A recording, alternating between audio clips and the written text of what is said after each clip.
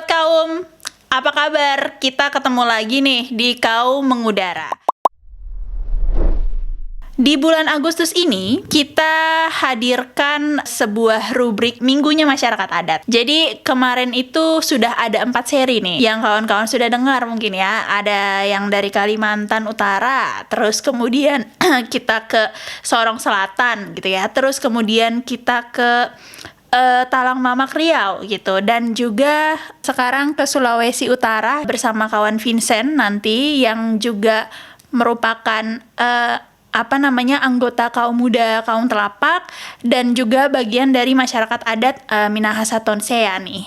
Nah, tapi sebelum ke situ mungkin ya Vincent, aku sedikit mau mengenalkan nih kaum muda itu apa sih? Kaum muda kaum telapak ini adalah sebuah jejaring kolaborasi orang muda adat, terus komunitas lokal untuk kita sama-sama gitu ya secara kolektif berkampanye dan mengadvokasi untuk bagaimana nih merawat alam gitu, karena kan orang muda ini kunci dari perubahan dan juga generasi yang akan meneruskan gitu agar bisa memperjuangkan keadilan ekologis. Kawan Vincent ini di sini banyak sekali punya cerita menarik gitu ya soal masyarakat adat serta komunitas lokal gitu di wilayahnya gitu dalam menjaga hutan, budaya masyarakat adatnya, terus kemudian pengetahuan lokalnya gitu ya. Nah, mungkin kita bisa langsung kenalan aja nih sama kawan Vincent. Halo Vincent. Halo Kak, selamat sore. Halo, perkenalkan saya Vincent Sogabriel dari Sulawesi Utara, tepatnya dari wilayah adat Tonsea Likupang yang berada di Kabupaten Minahasa Utara. Vincent, sebenarnya kita juga pengen kenal lebih jauh nih ya soal masyarakat adat Minahasa. Salah satu subsukunya yang Vincent berasal dari sana gitu ya, Tonsea gitu. Mungkin Vincent boleh kali kita kenalan gitu, mengenalkan itu gitu ke kita saat ini. Siapa sih masyarakat adat Minahasa gitu ya, dan bagaimana gitu menurut Vincent dan pengalaman Vincent gitu keterkaitan mereka selama ini gitu dengan komunitas, dengan alam gitu ya, dan hutan.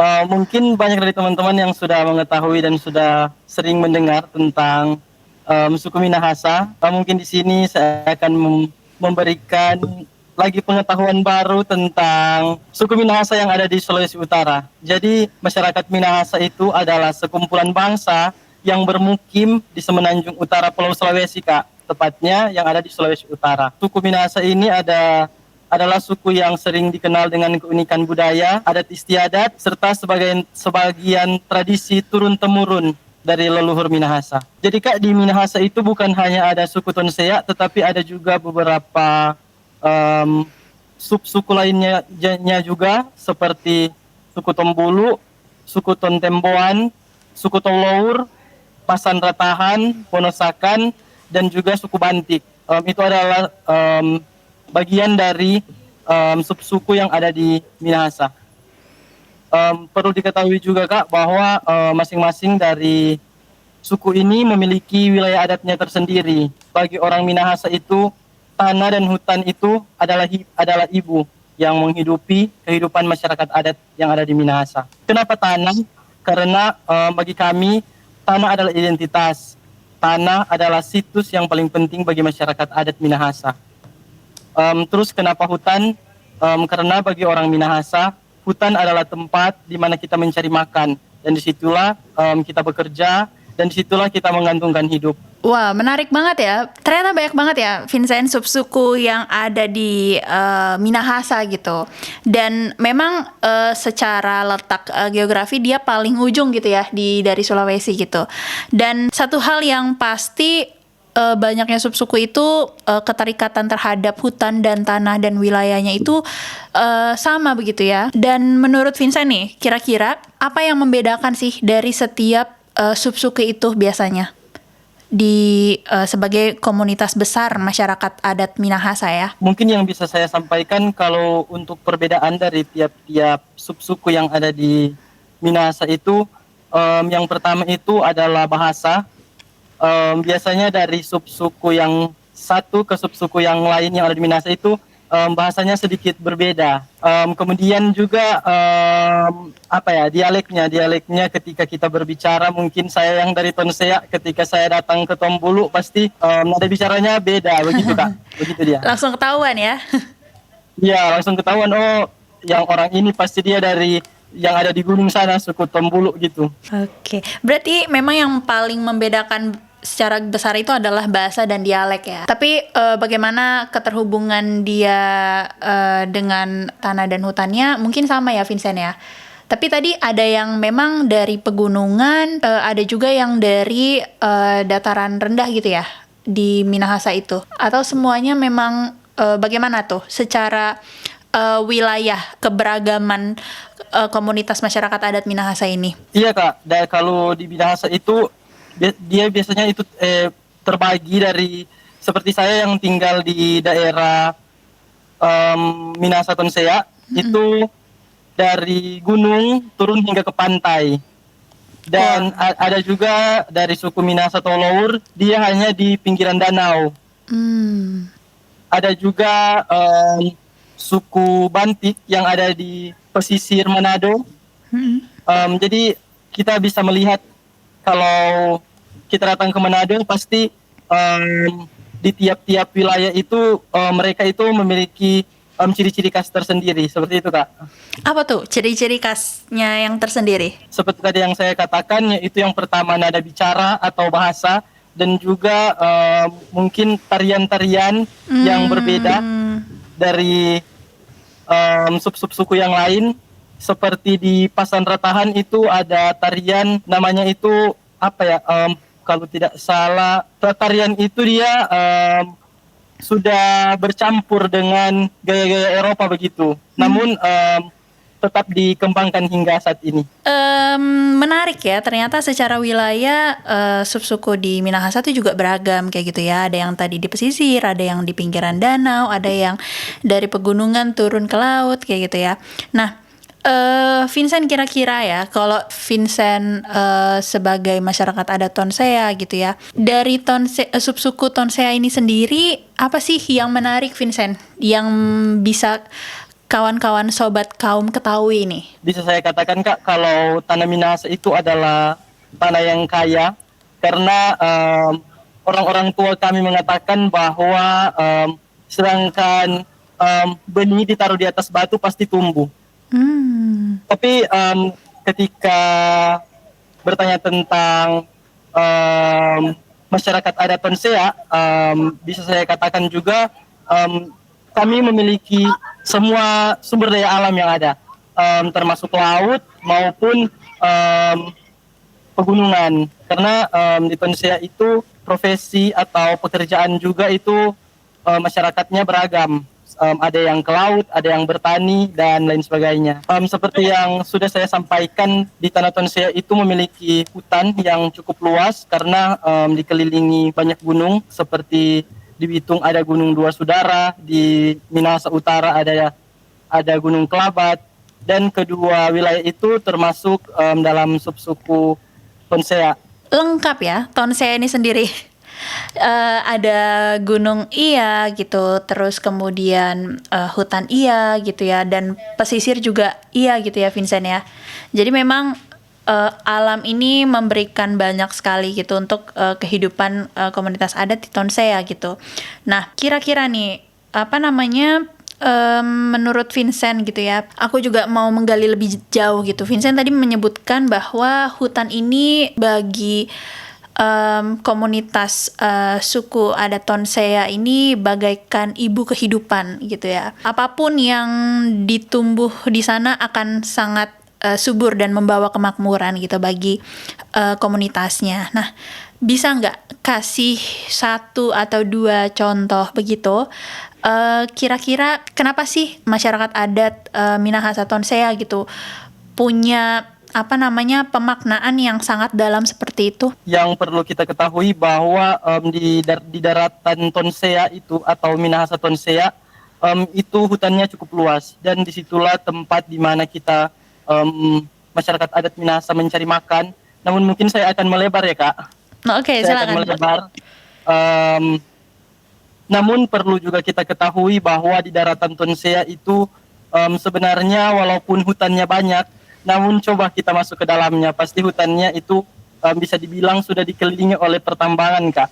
Baik itu tambang rakyat maupun tambang yang dikelola oleh perusahaan. Yang jadi evaluasi kami di saat kami melihat situasi itu ketika para elit-elit ini memandang hutan kami itu bahwa itu adalah ladang uang, dan mereka tidak melihat bahwa kami ada, dan mereka seenaknya mengambil sumber daya alam yang ada di Tanah Tonsea ini. Bagi kami, Kak, melindungi hutan itu adalah tradisi turun-temurun, dan juga bagi kami melindungi hutan itu adalah hal yang sakral. Karena bagi kami masyarakat adat Tonsea, di dalam hutan itu ada tou, yang bisa dibilang tou itu bukan hanya manusia, tetapi di dalam hutan itu ada juga makhluk hidup lain seperti tumbuhan dan juga hewan-hewan. Seringkali, Kak, yang selalu kita dengar ketika banyak orang-orang yang mengatakan bahwa masyarakat adat Minahasa, khususnya masyarakat adat Tonsea itu adalah masyarakat atau sekumpulan orang-orang yang mengancam kepunahan satwa, seperti yang paling populer di tempat kami itu yaitu yaki dan juga babi rusa. Itu adalah hewan endemik. Bisa dibilang bagi kami itu mereka itu kan dikonsumsi kan, Kak, begitu. Ya. Cuman kami itu mengonsumsi mereka tidak hari-hari. Hanya ada khusus-khususnya saja begitu, ketika ada perayaan besar atau apa kami akan ke hutan dan mencari hewan-hewan yang kami anggap itu bisa dikonsumsi. Tapi dari sisi pemikiran para elit ini bahwa masyarakat adat Tonsea ini atau masyarakat adat Minahasa ialah yang mengancam kepunahan satwa-satwa ini, tetapi mereka tidak melihat dari kacamata mereka yang lain bahwa berapa sih yang diambil masyarakat Minahasa ini dengan berapa hutan yang dirusak dan mengancam satwa karena tambang dan juga pembalakan-pembalakan liar yang ada. Mungkin itu yang bisa saya sampaikan, Kak.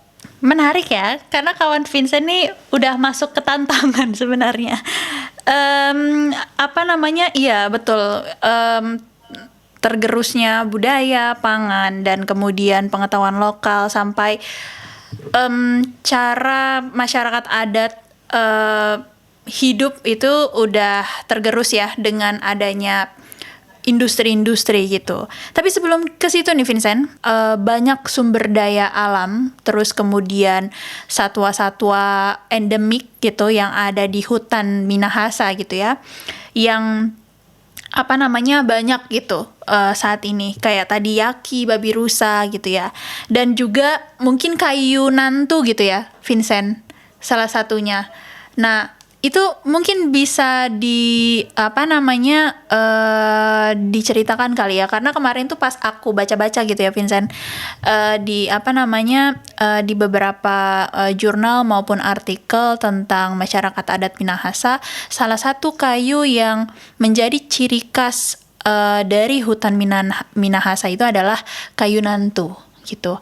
Apa istimewanya sih kayu ini dan bagi keberlangsungan budaya maupun komunitas itu sendiri menurut Vincent? Kalau di bahasa Indonesianya mungkin kalau tidak salah namanya itu kayu natu, tapi bagi yang saya tahu dari pengetahuan lokal saya, kalau kayu itu disebut kayu nantu.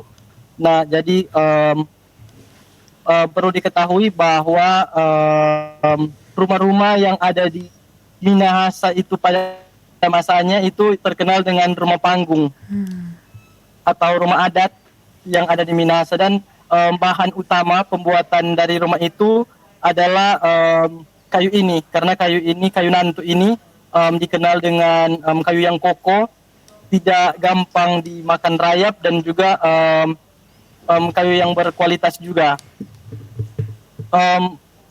Baru juga Kak, ada juga pengetahuan lokal yang saya ketahui tentang kayu nantu ini, di saat masyarakat Minahasa Tonsea, khususnya masyarakat adat Tonsea Likupang, mereka akan melangsungkan pesta pernikahan.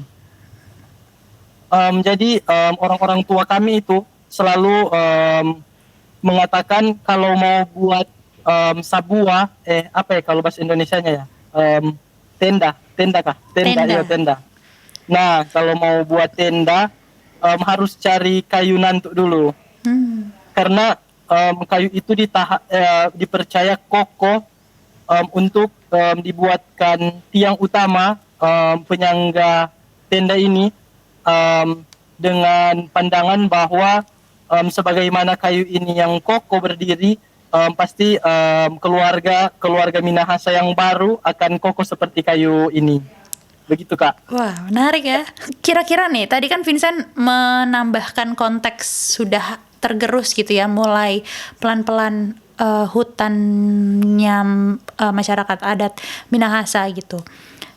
Itu apakah masih ada saat ini kayu nantunya atau udah jarang? Untuk kayu nantuk ini sendiri di wilayah Tonsea itu, kalau dari sepenglihatan saya itu masih banyak dan sudah mulai dibudidayakan Kak. Oh, Karena oke. kayu yang keras ini, jadi karena bibitnya mudah dan gampang didapatkan, jadi kayu ini mulai dibudidayakan begitu. Apakah dibudidayakan itu langsung oleh komunitas adatnya? Mungkin oleh masyarakat adatnya sendiri, karena bisa dibilang kan Kak, kalau tanah di Minahasa itu sudah ada yang punya toh. Jadi Hmm. pasti di tiap kebun itu di batas-batasnya pasti itu dibatasi dengan yaitu kayu nantu. Kayu nantu ya. Vincent, menarik ya tadi semua bangunan yang ada di masyarakat adat, khususnya Tonsea gitu ya, menggunakan kayu nantu gitu. Bahkan tenda pernikahan pun pakai itu gitu, agar pernikahannya, kalau orang Jakarta mah bilangnya sakinah mawaddah warahmah gitu ya. Tapi kalau di sana bermakna biar kuat dan kokoh gitu, jalin relasi pernikahannya nanti gitu ya, lewat penggunaan kayu nantu itu gitu. Nah, Vincent, ada nggak sih di sana aturan adat atau tradisi khusus gitu ya dalam menanam, merawat sampai ke pemanfaatan kayu nantunya? Nah, seperti yang tadi saya katakan, bahwa masyarakat adat Minahasa itu memaknai atau memaknai lah bahwa di dalam hutan itu bukan hanya ada manusia, tetapi ada hewan dan juga tumbuhan. Kalau di Minahasa sendiri itu Kak, kami kalau mau potong pohon atau mau ambil kayu dari hutan, biasanya itu ada kata-kata lah. Misalnya begini, saya akan mengambil kamu, semoga kamu bisa berguna untuk banyak orang nanti. Nah, seperti itu Kak. Jadi Dan ada juga kalau dari siklus sebenarnya, mungkin masyarakat adat Minahasa itu sangat rapi ya, kalau yang saya ketahui, karena ketika kita mau mengambil sesuatu dari hutan, pasti kita akan melihat musim. Misalnya kita potong kayu itu, kalau tidak salah, selalu orang-orang tua kami selalu bilang, jangan potong kayu itu kalau masih bulan baru, jangan diambil kayu itu kalau masih bulan sabit, masih baru bulannya keluar begitu, karena nantinya akan rusak. Jadi itulah siklus yang selalu diajarkan orang tua kami. Kalau mau ambil barang di hutan atau mau buat rumah, ambil kayu, harus lihat tanggalnya dulu, ini hari bagus atau jangan dulu diambil begitu. Bahkan ada siklus yang ditetapkan secara komunal gitu ya, untuk biar pemanfaatan dan pengambilan sumber daya alam untuk komunitas tidak merusak kemudian ya. Nah, kawan Vincent ini juga tadi ya, karena dia aktif juga di kaum muda, kaum telapak, kemarin itu sempat Vincent juga membuat satu poster ya tentang pengucapan syukur atau Fosorum Mages. Bisa dijelaskan juga kali ya, diceritakan gitu, itu ritual adat seperti apa sih? Di Minahasa sekarang lagi tren-trennya pengucapan syukur, karena itu adalah festival atau peringatan tahunan yang dilakukan di Minahasa.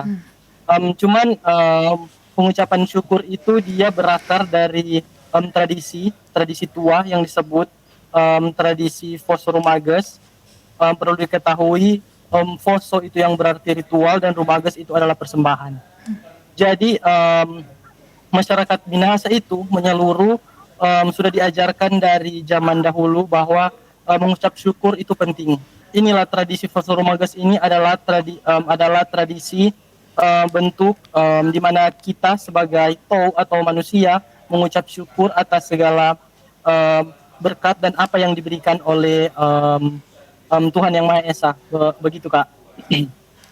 Cuman seiring berjalannya waktu, mulai masuknya agama-agama, terlebih khusus agama Kristen yang masuk di tanah Minahasa,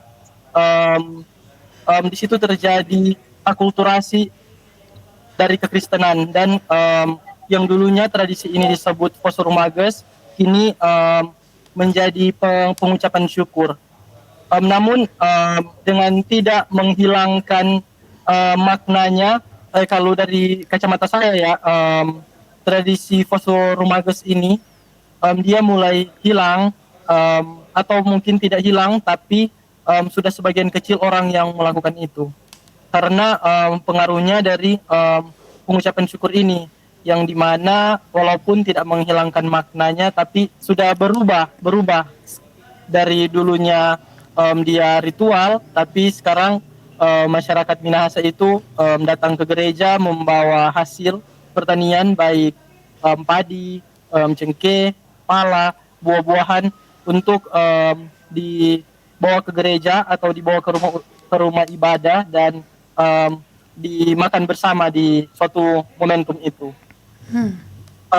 Terlebih khusus juga Kak, pengucapan syukur ini dulunya kita dibuat biasanya itu bersama, tapi sekarang itu sudah disekat-sekat, misalnya mungkin dari peraturan pemerintah yang mengharuskan di kabupaten ini di tanggal begini, di kabupaten ini di tanggal begini. Jadi itulah perbedaan tradisi Foso Rumages dari zaman dahulu dan juga sekarang. Oke, berarti memang ada kaitannya juga ya dengan siklus panen tadi ya.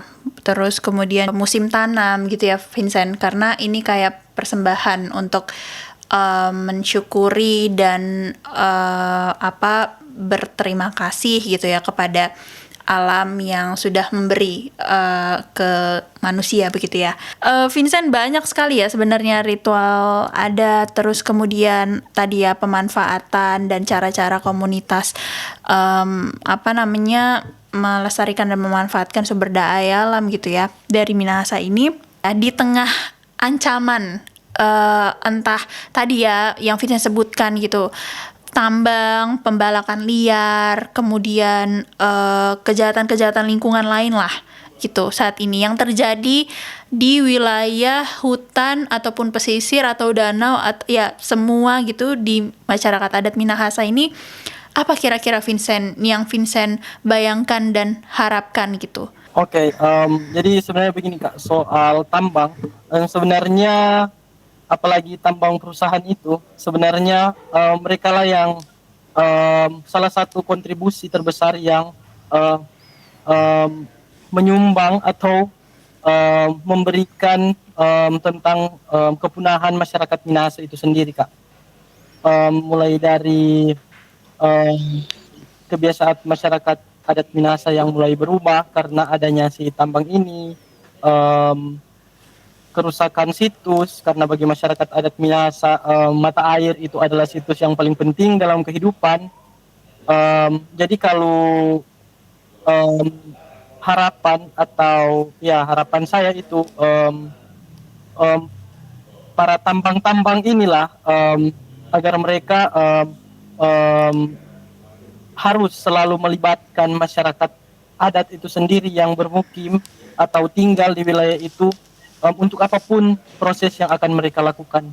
Sebenarnya Kak, kalau dari saya juga sebenarnya itu bisa dibilang apa sih lah Kak kalau bilang anti tambang ya, karena yang kita tahu juga itu bisa menghidupi masyarakat lain, tetapi kita mesti menengok lagi ke belakang apa dampak-dampak yang akan mereka keluarkan atau akan mereka hasilkan. Seperti yang saya temui di beberapa kasus yang ada di Likupang itu, Kak, masyarakat adat Minahasa satu kampung ini yang akan direlokasikan hanya karena akan mengeruk tambang di dalam kampung itu. Karena bagi saya itulah yang akan menghilangkan jati diri mereka ketika mereka dipaksa pindah dan dipaksa beralih profesi di tempat yang baru. Kalau bagi saya itu sebenarnya itu adalah kejahatan dan tidak melihat bagaimana masyarakat adat yang bermukim di wilayah itu. Jadi memang ancamannya saat ini sangat nyata ya Vincent ya untuk masyarakat adat gitu. Bagaimana pohon warisan budaya, kemudian ritual adat, identitas dan bahkan masyarakat adatnya itu sendiri terancam punah gitu ya Vincent karena adanya aktivitas kejahatan hutan yang saat ini berlangsung gitu. Nah, Vincent, apa nih sebagai orang muda gitu, kaum muda, kaum telapak gitu ya, harapan dan juga bayangan imajinasi Vincent gitu untuk masa depan masyarakat adat Minahasa dalam entah 20-30 tahun mendatang? Oke. Sebenarnya bisa saya jelaskan kalau sebenarnya orang Minahasa itu, Kak, mudah beradaptasi. Contohnya itu di zaman kolonial yang saya ketahui dan saya baca bahwa sebenarnya budaya atau yang ada sekarang ini di Minahasa itu sudah berkolaborasi dengan budaya luar, khususnya budaya Eropa. Mulai dari tarian, pakaian, kemudian bahasanya pasti itu tidak jauh-jauh dari bangsa Eropa karena orang Minahasa itu orang yang mudah beradaptasi. Kemudian juga bisa kita lihat bahwa orang Minahasa juga itu ketika dia keluar dari kampung atau dia pergi merantau, pasti ketika dia pulang, misalnya dia ke Jakarta, pasti dia pulang itu dia bawa logat Jakarta, begitu. Berbeda dengan suku-suku yang lain yang ada di Indonesia yang walaupun dia ada dari Jawa ke Manado, pasti dia menggunakan bahasanya. Dan kalau harapan saya, Kak, semoga di 22 sampai 30 tahun mendatang itu kita sebagai Toh Minahasa atau orang Minahasa dari sekarang itu sudah mulai mempelajari atau mengetahui apa itu adat dan budaya orang Minahasa. Bagaimana itu cara berbicara sebagai masyarakat adat Minahasa agar di 20 sampai 30 tahun yang akan datang kebiasaan-kebiasaan dan tradisi dan juga adat dan budaya Minahasa itu tidak terkikis oleh waktu dan bisa diketahui di kemudian hari. Nah, Vincent, mungkin boleh kali satu kata pakai bahasa masyarakat adat Minahasa, coba yang Tonsea. Saya pakai bahasa Manado, bahasa daerah saya dan juga bahasa Indonesia. Oke, boleh. Bahasa daerah Mangemo ka Manado. Baru bahasa Manadonya Marijo ka Manado. Kalau bahasa Indonesianya ayo datang ke Manado. Oke, ini ajakan langsung nih buat sobat kaum datang ke Manado ya Vincent, ke Minahasa. Nanti bisa untuk kenalan sama masyarakat adat di Minahasa. Oke Vincent, terima kasih untuk podcast kali ini, menarik banget kawan-kawan, kita jadi tahu ya gitu bagaimana kabar di Minahasa Utara sana yang jauh, yang bahkan kayaknya aku belum tahu nih kapan aku bisa ke sana. Tapi terima kasih Vincent, semoga sehat-sehat, hati-hati di jalan ya karena akan terus di jalan nih. Ini orang sibuk gitu. Dan nggak akan selesai di sini seri minggunya masyarakat adat, masih ada seri satu lagi ya, jadi total 5 ya kawan-kawan ya. Nah, dan nanti ada banyak podcast lainnya yang aku nggak mau kasih tahu di sini kawan-kawan nantikan aja. Dan jangan lupa ya Vincent, follow Instagramnya Kaum Muda. Jangan lupa follow di situ dan nantikan banyak kegiatan-kegiatan seru dari Kaum Muda. Dan jangan lupa juga follow Instagramnya Kaum Telapak, KOM juga Kaum Telapak. Sampai jumpa di podcast selanjutnya. Dadah. Dadah. Terima kasih Kak.